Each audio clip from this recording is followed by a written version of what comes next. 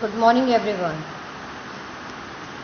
Class, today in this class we are going to study about the poem. Let's recite the poem. Poem name is A House and a Home. A house, there is a difference between a house and a home. What is a house? What is a home? House is made of bricks, cement, sand, whatever is the material. Okay, and a home, it is called to the building in which a family lives. There would be a certain relation between the people living and the member of the house. That is called a home. So that is the difference between a house and a home.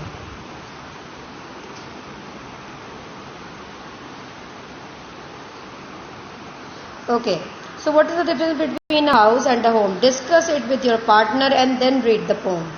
What is a house? It's brick and stone and wood that's hard. मतलब एक house को बनाने के लिए जिन चीज़ों का इस्तेमाल किया जाता है वो सभी क्या होती हैं? बहुत ही कठोर होती हैं, हार्ड होती हैं. जैसे कि ब्रिक्स, स्टोन, वुड, इन चीज़ों का इस्तेमाल किया जाता है. मतलब एक मजबूत घर को बनाने के लिए इन सभी मजबूत चीज़ों का यूज़ किया जाता है. Some window glass and perhaps a yard, और कुछ विंडो ग्लासेस का यूज़ करते हैं और कुछ जगह पर यार्ड्स का यूज़ किया जाता है. It's eaves and chimneys and tile floor and स्टको and roof and lots of doors. मतलब एक घर में क्या क्या फीचर्स होते हैं वो सारी चीज़ें यहाँ बताई जा रही हैं. जैसे कि उसमें ब्रिक्स का यूज़ होता है, स्टोन का यूज़ करते हैं, वुड का यूज़ करते हैं, विंडो पेन्स का यूज़ करते हैं. इसमें छोटे छोटे पिंस लगाए जाते हैं, ईव्स लगाए जाते हैं, चिमनी बनाई जाती है, टाइल्स में लगाया जाता है फ्लोर पर, रूफ्स बनाए जाते हैं, सीलिंग बनाई जाती है, डोर्स बनाए जाते हैं. तो ये सारी चीज़ें मिलकर क्या बनाती हैं? एक बिल्डिंग बनाती हैं, एक हाउस बनाती हैं. And second thing is what is a home? It's loving and family and doing for others. It's brother and sisters and fathers and mothers. It's unselfish acts and kindly sharing and showing your loved ones you are always caring. So what is a home? Home is it is the spiritual meaning of a house. एक house जो होता है वो एक materialistic thing होता है जो कि सांसारिक या भौतिक रूप से क्या है, संसार में है. कोई घर जो है वो अपनी आंखों से आपको दिखता है, आप उसके सरफेस को टच कर सकते हो, उसमें आप रहते हो और अपनी लाइफ को क्या करते हो, सरवाइव करते हो. लेकिन जो होम होता है, जो घर होता है, जिसको हम अपना बोलते हैं, जिसको हम लोग अपना घर बोलते हैं, एक्चुअली वो घर क्या होता है, उसे हम घर तभी कह सकते हैं जब वो सिर्फ और सिर्फ इमारत हो तो वो सिर्फ और सिर्फ हाउस कहा जाएगा. लेकिन अगर उस इमारत में रहने वाले लोग आपके माता पिता ना हो, आपके भाई बंधु ना हो, सिस्टर्स ना हो, फादर्स ना हो, मदर्स ना हो, there would be no relation between the families among the members of the house, that would not be called a home. जैसे मैं आपको एक एग्जाम्पल देती हूँ. अगर हम अपने घर की ओर जा रहे हैं तो हम क्या बोलते हैं? I am going to my home, I am heading to my home, ये कहते हैं. ठीक है, या ये भी आप कह सकते हैं I am heading to home. My home लगाने की जरूरत नहीं है आपको, क्योंकि होम जनरली उसी के लगाया जाता है. लेकिन अगर हम ये कहें I am going to Raj's house, मतलब मैं राज के घर जा रहा हूँ. आपने राज का होम क्यों नहीं बोला? आप राज का होम भी बोल सकते हो, लेकिन वो राज के लिए होम होगा, लेकिन कि राज के लिए हाउस होगा. ये तो आप तभी पता कर सकते हैं कि राज उसे अपना घर मानता है या हाउस मानता है. ठीक है. उसके अलावा जैसे कि आप किसी के घर में रेंट पर रहते हो तो क्या आप उसे होम कहोगे? No, not at all. आप उसे क्या कहोगे? आप उसे हाउस कहोगे कि it is my house. That would not be your home. In spite, however, it happens sometimes that those who are not able to afford a new house for themselves, they also rent the house, but they consider it as a home.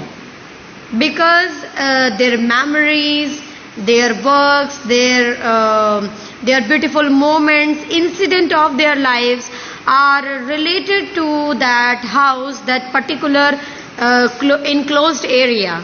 So you see that the home and house has a great difference between them. And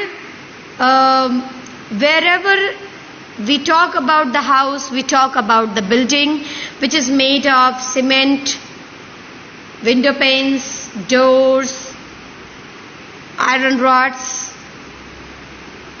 bricks, sand, whatever.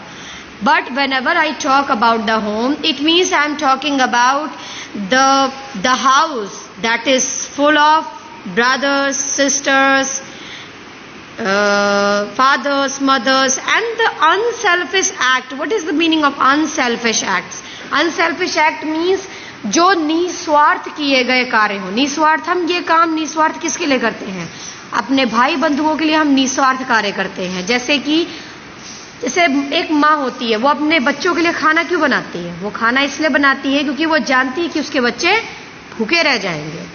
ठीक है? So it means why the mother does that? Because mother knows that her young ones are hungry. उसके जो बच्चे हैं वो क्या है? भूखे हैं. और वो भूखे हैं तो वो कैसे सरवाइव करेंगे अगर वो खाना नहीं बनाएगी? तो ये उसकी कोई पर्सनल नीड नहीं है. It is not a need of her to do something. Actually, she takes it as her responsibility and she loves that. And she loves that. That's it. That is why it is called a home, where the people do the things without any anything they will get in the return. They do the things without taking and consider it as